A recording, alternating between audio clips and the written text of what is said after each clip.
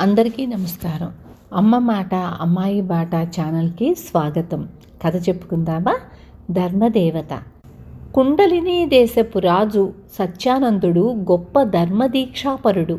ధర్మం కోసం ప్రాణాలనైనా పణం పెట్టగల త్యాగమూర్తి.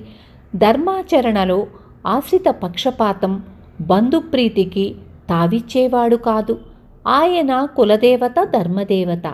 నిత్యము ఆమెను అర్చించకుండా ఏ పని చేసేవాడు కాదు. సత్యానందుడికి శ్రవణానందుడనే కొడుకున్నాడు. తనకు వృద్ధాప్యం సమీపించడంతో ఆయన కొడుక్కు పట్టాభిషేకం చేయదలిచాడు. శ్రవణానందుడు పట్టాభిషిక్తుడైన కొద్ది మాసాలకు సత్యానందుడి ఆరోగ్య పరిస్థితి విషమించింది. ఆ స్థితిలో ఆయన కొడుకును చేరబిలిచి, నాయనా, ధర్మం కోసం ప్రాణాలను సైతం లెక్క చెయ్యని ధర్మజ్ఞులు మన పూర్వులు. వారు నడిచిన బాటనే నువ్వు నడవాలి. ధర్మాన్ని ఆచరించడంలో నీకేదైనా గడ్డు సమస్య ఎదురైతే మన రాజ్యానికి దక్షిణ దిశగా ఉన్న ధర్మదేవత ఆలయాన్ని దర్శించు. నీకు తప్పక సమస్య పరిష్కారం లభిస్తుంది అని చెప్పాడు. తండ్రి మరణించాక శ్రవణానందుడు ఆయనలాగే న్యాయ మార్గాన రాజ్యపాలన చేస్తూ ధర్మమూర్తిగా గొప్ప కీర్తి గడించాడు. ఇలా కొన్నేళ్లు గడిచాక శ్రవణానందుడికి ధర్మపరమైన ఒక సమస్య ఎదురయ్యింది. శ్రవణానందుడి కుమార్తె మాలతి ఒక చిన్న సామంతరాజు కుమారుణ్ణి ప్రేమించింది. ఆయన కుమార్తె కోరికను కాదనలేకపోయాడు. కానీ వంశాచారం ప్రకారం మాలతి మరొక దేశపు రాజకుమారుణ్ణే వివాహమాడాలి. అలా కానప్పుడు తాను వంశాచారాన్ని అతిక్రమించిన వాడవుతాడు. వంశాచారాన్ని వదలకపోతే కుమార్తె మనసును నొప్పించిన వాడవుతాడు. ఈ సమస్యను ఎలా పరిష్కరించాలా అని ఆలోచిస్తున్న శ్రవణానందుడికి తండ్రి మాటలు జ్ఞప్తికి వచ్చాయి. అతడు వెంటనే ధర్మదేవత ఆలయానికి వెళ్ళి విగ్రహానికి నమస్కరించి తన సమస్యను వివరించాడు. మరుక్షణం ధర్మదేవత విగ్రహం వింత తేజస్సుతో వెలిగింది. ఆ తరువాత విగ్రహం నుంచి, శ్రవణ, నువ్వు ముందు తండ్రివా లేక రాజువా అన్న ప్రశ్న వినవచ్చింది. తల్లి, పట్టాభిషేకం నాటికి నేను వివాహితుణ్ణి. అప్పటికి మాలతి చిన్న పసికందు అన్నాడు శ్రవణానందుడు.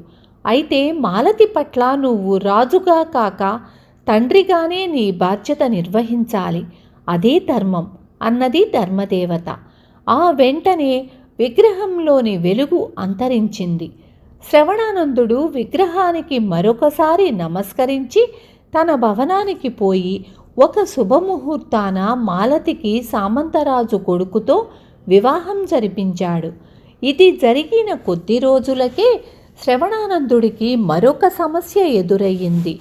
గురుకులంలో క్షాత్ర విద్యలు అభ్యసిస్తున్న ఆయన కుమారుడు నాగానందుడు కారణంగా ఈ సమస్య ఏర్పడింది.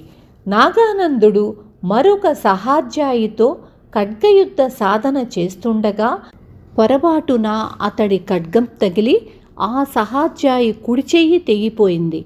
అతను విరాగుడనే బ్రాహ్మణుడి కుమారుడు.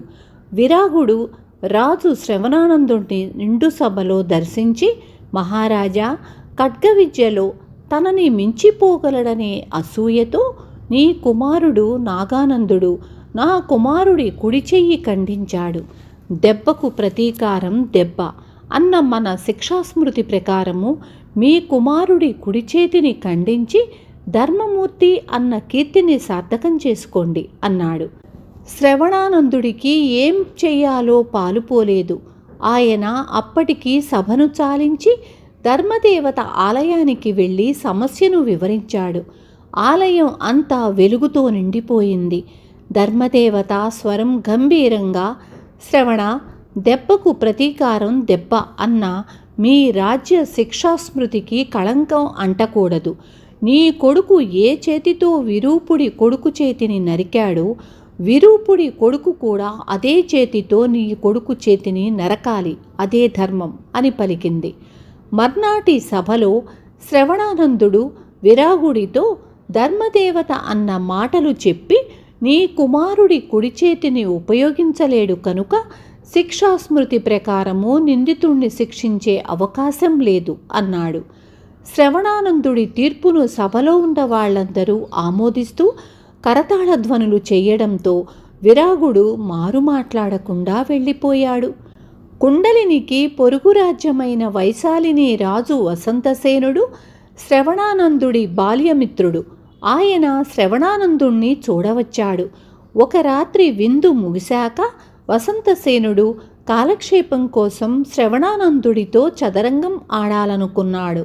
అతిథి మాట కాదనలేక శ్రవణానందుడు అందుకు సిద్ధమయ్యాడు. ఆటలో పందెం లేకపోతే పస ఉండదు, ఏదైనా పందెం కాయి అన్నాడు వసంతసేనుడు. శ్రవణానందుడు తన ముంజేతి కంకణం తీసి పందెం కాశాడు. అది చూసి వసంతసేనుడు నవ్వి, మనం రాజులమై ఉండి సామాన్యుల్లాగా ఇలాంటి చిన్న పందెం కాసుకోవడం ఏం భావ్యం? నేను నా రాజ్యాన్ని పందెం కాస్తున్నాను, నువ్వు అదే చెయ్యి అని ప్రోత్సహించాడు. శ్రవణానందుడు సరేనన్నాడు. ఎత్తుకు పై ఎత్తులు వేస్తూ ఆటలో చాలాసేపు ప్రత్యర్థిని ఓడించేందుకు ఇద్దరూ శతవిధాలా ప్రయత్నించారు. దురదృష్టవశాత్తు శ్రవణానందుడు ఓడిపోయాడు. అన్నమాట ప్రకారం ఆయన తన రాజ్యాన్ని వసంతసేనుడికి ఇవ్వచూపాడు. అందుకు వసంతసేనుడు సమ్మతించక, నేను ఆట రక్తి కట్టేందుకు అలా అన్నానే కానీ నీ రాజ్యం నాకెందుకు? మనం మంచి మిత్రులం, నీ రాజ్యాన్ని స్వీకరించి మిత్రద్రోహం చెయ్యలేను అన్నాడు. ఆ మాటలకు శ్రవణానందుడు అభ్యంతరం చెబుతూ, నీవు సరదాగా అన్నావేమో కానీ నేను మాత్రం నిజంగానే నా రాజ్యాన్ని పందెం ఒడ్డాను. నేను ఆడిన మాట తప్పను, రాజ్యం స్వీకరించు అని వసంతసేనుణ్ణి బలవంతపరిచాడు. అయినా వసంతసేనుడు అందుకు ఒప్పుకోలేదు. చివరికి శ్రవణానందుడు సమస్య పరిష్కారానికి ధర్మదేవతను దర్శించాలనుకున్నాడు. ఇద్దరూ కలిసి ఆమె ఆలయానికి వెళ్ళారు. శ్రవణానందుడు తన సమస్య చెప్పుకుని పరిష్కార మార్గం సూచించవలసిందిగా ధర్మదేవతను ప్రార్థించాడు. ఈసారి ధర్మదేవత విగ్రహం వెలుగుతో ప్రకాశించలేదు. ఆమె హీనస్వరంతో, శ్రవణ, రాజ్యం దారాదత్తం చెయ్యడానికి నీవెవరు? పుచ్చుకోవడానికి వసంతసేనుడెవరు? రాజ్యం ప్రజలది, రాజు కేవలం పరిపాలకుడు మాత్రమే, దేవాలయానికి ధర్మకర్త లాంటివాడు అన్నది. ధర్మదేవత సమాధానం విన్న వసంతసేనుడు ఆమెకు భక్తితో సాగిలపడి నమస్కరించి అక్కడి నుంచి వెళ్ళిపోయాడు. శ్రవణానందుడు కూడా వెళ్ళబోతూ ఉండగా ధర్మదేవత విగ్రహం నుంచి, శ్రవణ, రాజ్యాన్ని ఫణంగా పెట్టే ముందు నువ్వు ప్రజలను గురించి ఏ మాత్రమూ ఆలోచించలేదు. ధర్మాన్ని అతిక్రమించావు. నువ్వు జూదరివి. నువ్వు మరి రాజుగా ఉండతగవు. నీ ఉన్న రాజ్యంలో నేనుండను అన్న మాటలు వినిపించాయి. మరుక్షణం ధర్మదేవత విగ్రహం తల ఊడి కింద పడింది. శ్రవణానందుడు పుట్టెడు దిగులుతో తన భవనానికి తిరిగి వచ్చి ఒక శుభముహూర్తాన కొడుకు నాగానందుడికి పట్టాభిషేకం చేసి, నాయనా, ఈ రాజ్యం ప్రజలది, నీవు కేవలము పరిపాలకుడివి మాత్రమే. ఈ మాట ఎన్నడూ మరువకు. ధర్మదేవతను నీ హృదయంలోనే అధిష్ఠించుకో అని హితబోధ చేశాడు.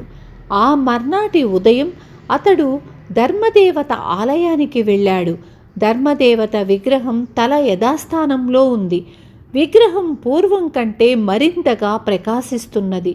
ఇది చూసిన శ్రవణానందుడు ఎంతో తృప్తిగా విగ్రహం ముందు మోకరిల్లి నమస్కరించాడు. విన్నారు కదా? రేపు మళ్ళీ ఇంకొక మంచి కథతో మీ ముందుకొస్తాను.